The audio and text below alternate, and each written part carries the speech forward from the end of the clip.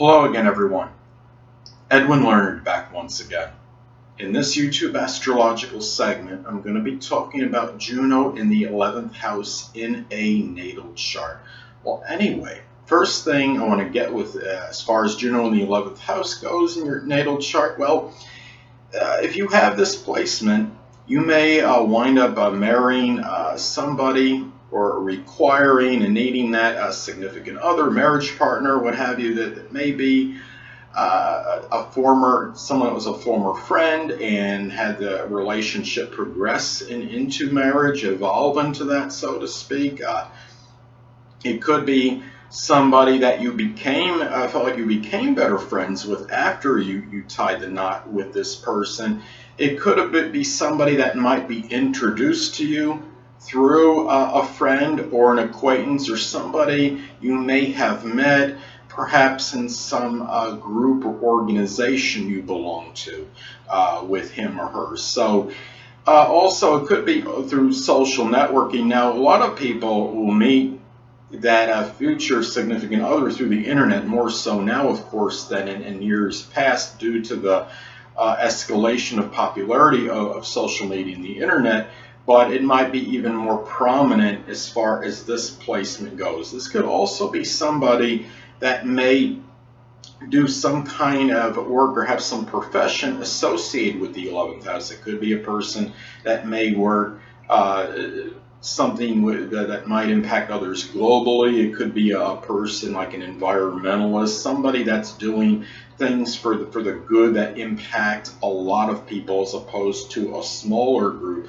Could be someone that works in pollution control. This could be a social advocate, somebody that works in some kind of humanitarian endeavor or does things with humanitarian causes. A person that may be, even keep in mind too that the 11th house has can have Aquarius undercurrent. So this could be also somebody that may be somewhat of a nonconformist, a little eccentric, or somebody that might be tied in perhaps to computers, electronics, or somebody that's an innovator or interested in esoteric subjects. It could be like an astrologer, for example. So anyway, another thing too is that's this significant other, a marriage partner, person you have the committed relationship with, could be somebody that may figure prominently in your goals and your aspirations and be future oriented. The person that you may need or require as far as that marriage partner, significant other, maybe somebody that you want to go out with to places which have large groups of people and where people congregate. If this is a person that's rather introverted and self-contained to themselves, overly introspective, and or even not wanting to go out much, I should say, this is that could leave you feeling somewhat despondent and dejected, because you really may be looking for that person that likes to go out and be around large groups of people. If it's somebody that likes to stay in and is overly insulated and doesn't really like to come out that much out of their house, it could present problems. So this is something where you need that person that's more about sociability. And also too, this could be a person that might have some humanitarian characteristics and be very philanthropic.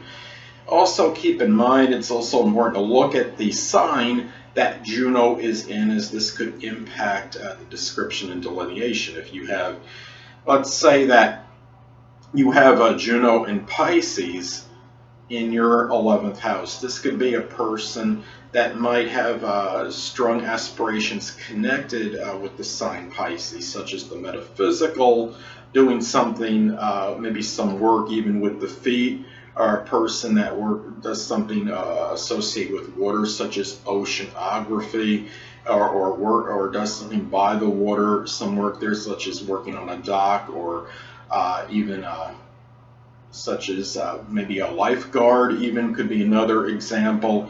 And if, let's say, that the person has Juno in Aquarius in the 11th house. Well, this could really reinforce those Aquarian-like tendencies, perhaps, and you may be wanting or needing that significant other, or I should say, requiring or needing that significant other, or committed relationship with somebody that may be a person that might be rather innovative, or perhaps into could be a person into astronomy, and somebody that really could be rather unconventional and unorthodox. It's also important to look at the aspects, if any, that are made to your Juno in the 11th house placement, as this could impact the placement as well. Let's say that you have Neptune making an adverse aspect to your Juno in the 11th house. If it's doing that, well, you might still have somebody that may be somewhat aspiration and goal oriented, but they might be a little bit confused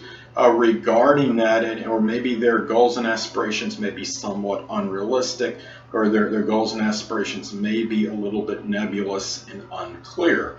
If you have, let's say, Mars making a sextile or trine to your Juno in the 11th house placement, this could be somebody that can positively put some aggressive energy and initiative into perhaps your own goals and your own aspirations that you may want to attain. And of course, say a Jupiter sextile or trine to that Juno placement could show that this could be the person would be very fortuitous, and or I should say would be beneficial to you, and inject a lot of positive energy into into you attaining perhaps your goals and your aspirations. And also this person could actually be married to their feel like they're married almost to their friends or to acquaintances. They might feel like they're an indelible fixture. And remember too, the 11th house is also associated with stepchildren,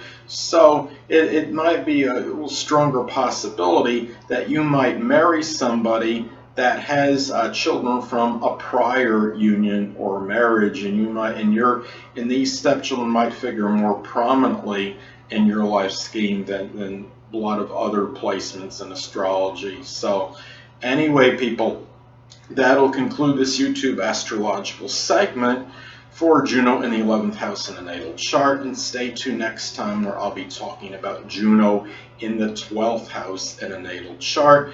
Two things I want to get with you on before I head out. Firstly, the stars may impel, but do not compel. And secondly, never isolate any single astrological element, aspect, planetary placement, position, configuration, influence, or what have you, and make an analysis of a person, astrologically speaking, based on this alone, because astrologically speaking, the person is the sum of all their components in their natal chart, and not just one. Until next time, people, stay well.